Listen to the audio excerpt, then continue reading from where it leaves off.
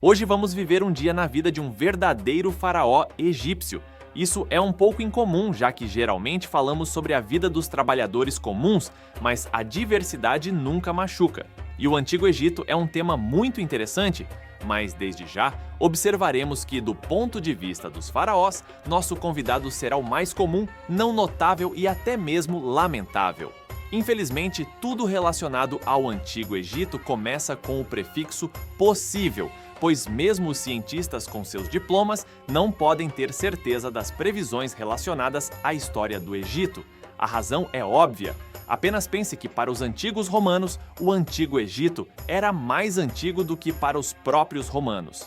Para nós, a lendária Cleópatra viveu mais perto do primeiro voo humano ao espaço do que do tempo de construção das grandes pirâmides. Cleópatra nasceu em 69 a.C. A pirâmide de Quéops foi construída em 2540 a.C., ou seja, 2470 anos antes do nascimento de Cleópatra. De fato, a pirâmide de Quéops não marca nem o começo da história do Egito. Os primeiros estados na região surgiram 1000 anos antes disso, por volta de 3500 a.C. As últimas inscrições em hieróglifos egípcios foram feitas em 300 a.C., para que você entenda a analogia. Para que os Estados Unidos modernos alcancem a longevidade histórica do Antigo Egito, ainda precisariam existir por mais algum tempo. 3.556 anos é um número respeitável, não é mesmo? Portanto, qualquer material sobre o Antigo Egito deve ser tratado com cautela. 90% dos registros dessa época ainda não foram encontrados e, dos que foram encontrados, apenas parte foi decifrada. No entanto, tentamos selecionar fatos para você nos quais os historiadores concordam. Então conheçam o faraó Tutancâmon, cuja pele vamos habitar por um dia inteiro por volta do ano 1324 a.C., quando o Egito estava na chamada Era do Novo Reino. Neste momento, a civilização já tinha 2000 anos e estava no auge de seu desenvolvimento. Nosso Tutancâmon governa o Alto e o Baixo Egito com apenas 18 anos. Mas para os faraós, juventude não é um obstáculo. Tutancâmon subiu ao trono aos 10 anos e, em apenas 3 anos, já estava tomando decisões políticas bastante conscientes, mesmo que com a ajuda de seus servos. Primeiro, vamos esclarecer as esferas de autoridade. Não mencionamos o Alto e o Baixo Egito à toa. Durante quase toda a história do Egito, o reino era dividido de maneira informal ou formal em Alto e Baixo Egito. O Baixo Egito era a terra mais fértil, no Vale do Nilo, que se estende até o Mar Mediterrâneo. O Alto Egito estava abaixo e principalmente concentrado nas margens do rio, pois, como você pode imaginar, ao se afastar do Nilo por alguns quilômetros na África, você encontraria o deserto. E sim, você não ouviu errado, o Alto Egito está realmente abaixo do Baixo Egito. De uma forma ou de outra, em vez de reinar sobre a África 6.000 anos atrás, as savanas, devido às mudanças climáticas, os habitantes do Alto Egito se viram enfrentando a desertificação e realmente querendo sobreviver. Os cientistas tendem a acreditar que, no final das contas, o rei do Alto Egito, conhecido como o Rei Escorpião, conquistou o Baixo Egito, formando um estado unificado com sucesso variável. Desde então, o Egito tem sido governado por nosso Tutancâmon, personificado pelo ausente Kharon Absent. Ela consiste na combinação de duas coroas, a coroa vermelha representando o Baixo Egito e a coroa branca representando o Alto Egito. Frequentemente, em baixo-relevos e desenhos, o faraó é retratado entre duas deusas com coroas separadas, que as entregam ao faraó. Para os antigos egípcios, o faraó era mais do que apenas um representante dos deuses. Ele era o condutor deles e um santo. Era um dever sagrado de todo egípcio dedicar tudo ao faraó, pois quanto mais rico e bonito o faraó, mais rico e bonito cada habitante do Egito se tornaria. Talvez não nesta vida, mas certamente na vida após a morte. Portanto, todos os dias da vida do faraó eram verdadeiras cerimônias. Assim que Tutancâmon abria os olhos, os cortesãos imediatamente começavam a tocar música em homenagem ao nascer do sol, enquanto os servos organizavam um banho com água de rosas na presença da família e dos cortesãos.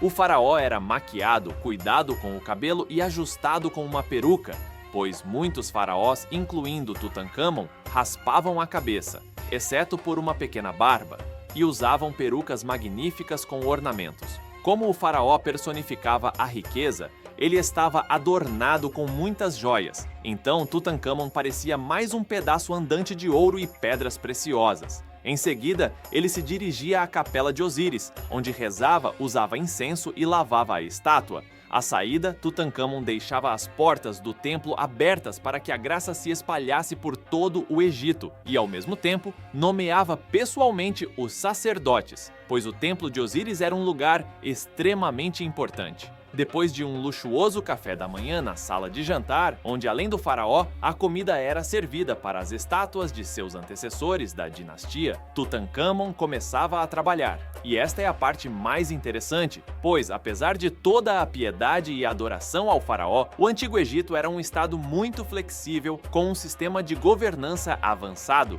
O faraó tinha um vizir, um conselheiro pessoal que cuidava dos assuntos práticos, havia um gabinete de ministros, um tesoureiro, um juiz, um chefe de polícia e outros funcionários. Todos eles se curvavam diante de Tutancâmon, que após um café da manhã reforçado merecia relatórios. Não devemos romantizar a situação, metade dos ministros curvados tramava intriga, roubava e se ocupava de seus próprios negócios. O poder do faraó estava sujeito a limitações e ele precisava lidar com a política interna e externa. No entanto, uma pessoa sozinha não poderia lidar com tudo. Muito do sucesso do governo dependia da qualidade dos conselheiros escolhidos pelo faraó.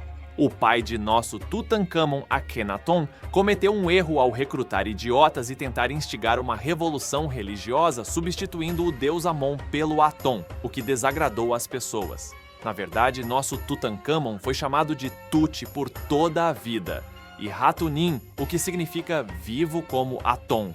Mas ao se tornar faraó, ele mudou de curso para o culto clássico que trouxe poder ao Egito, e o principal deus novamente se tornou Amon-Ra, o deus do ar e do sol. Seus templos foram reabertos e os habitantes começaram a receber financiamento. Decretos como este eram emitidos por Tutancâmon em suas reuniões matinais. Além disso, grande atenção era dada ao comércio. O Egito, como muitos outros estados da época, era principalmente agrícola, mas os egípcios utilizavam ao máximo as oportunidades oferecidas pelo rio Nilo. Eles construíram canais e desenvolveram sistemas de irrigação, garantindo assim uma abundância de alimentos. Eles negociavam com a vizinha Babilônia, a Assíria, os estados do sul da África e, é claro, os vizinhos gregos ao norte através do mar Mediterrâneo. Em uma ocasião, nosso Tutancâmon até fez uma pequena visita a Creta. Graças à sua localização favorável, os egípcios também negociavam com escravos negros, marfim e outros produtos do sul da África. A navegação marítima era dominada pelos egípcios, pois era mais fácil transportar mercadorias pelo rio Nilo. O período do Novo Reino é considerado o auge do Império Egípcio. No entanto, o pai de Tutancâmon, Akhenaton, devido aos seus conselheiros incompetentes, conseguiu enfraquecer o exército e perder a Síria. Tutancâmon estava pensando em seguir um caminho diferente. Ele iria chutar o traseiro imundo deles com um pé sujo, mas é um pouco cedo para isso. Ramsés III fará isso mais tarde. Enquanto isso, ele, o malandro, continua a mobilização do exército. No Antigo Egito não havia quartéis tradicionais. O exército simplesmente era recrutado e instalado em direções perigosas. Na maioria das vezes, isso envolvia a região do Baixo Egito, pois não se esperava ameaças dos etíopes ao sul. A ordem interna era mantida pela polícia, que era recrutada de tribos subjugadas ou contratada. Além dos arcos, o exército do Antigo Egito na época de Tutancâmon frequentemente incluía espadas, carros de guerra e lanceiros. Não se travavam mais batalhas em campo aberto. No que diz respeito ao dia do faraó, após uma reunião exaustiva, ele partia para descansar. Acreditava-se que durante o descanso, todos os sonhos do faraó seriam proféticos. Portanto, conselheiros ficavam ao seu lado, prontos para registrar sonhos e decretos. Quando não havia sonhos, o faraó continuava a emitir comandos. Geralmente, eles envolviam a construção de novos templos, estátuas dos antepassados e outros objetos arqueológicos. Depois do descanso, o faraó era carregado em uma liteira pela guarda pessoal para dar um passeio. Durante o passeio, ele subia até a varanda e concedia sua bênção para todos os 4 pontos cardeais. A bênção era acompanhada pelo som de trombetas, e todos que a ouviam, como um efeito dominó, erguiam bandeiras, caíam de joelhos e rezavam, pois acredita-se que capturar esse momento era um bilhete para a felicidade. Houve até casos em que ladrões e assassinos afirmaram que foram absolvidos durante a bênção do faraó. E nesses casos, a sentença do tribunal era amenizada. Durante a bênção do faraó, era proibido até mesmo espancar animais. Uma pena de morte poderia ser aplicada por isso, pois a vida de Tutancâmon era sagrada, e tocar no faraó equivalia a um bilhete para a vida. Raramente, durante um passeio ou descanso no jardim, o faraó podia chamar uma criança ou adulto para se aproximar. Se o faraó tocasse essa pessoa, rumores se espalhariam instantaneamente. Isso poderia resultar em tornar-se um funcionário respeitado, uma pessoa importante ou até mesmo um sacerdote, pois o faraó nunca errava. À noite, o faraó geralmente retornava à sala de jantar, onde comia novamente com as estátuas dos deuses e dos antepassados. A comida era servida literalmente sobre pedras e, aparentemente, as pedras também eram incumbidas de comer. Para as pessoas supostamente deixadas como sobras pelos deuses e faraós anteriores, eram levadas aos cortesãos. Enquanto isso, os faraós se divertiam com danças, mulheres e números circenses. No final do dia, Tutancâmon retornava ao templo de Osíris, acenava para os sacerdotes que ficaram desde a manhã e colocava o deus para dormir. As portas eram seladas até a próxima manhã, e nosso faraó ia para a cama. Pouco interrompia essa rotina diária. Geralmente eram viagens, pois os faraós adoravam mudar de capital como quem troca de relógio.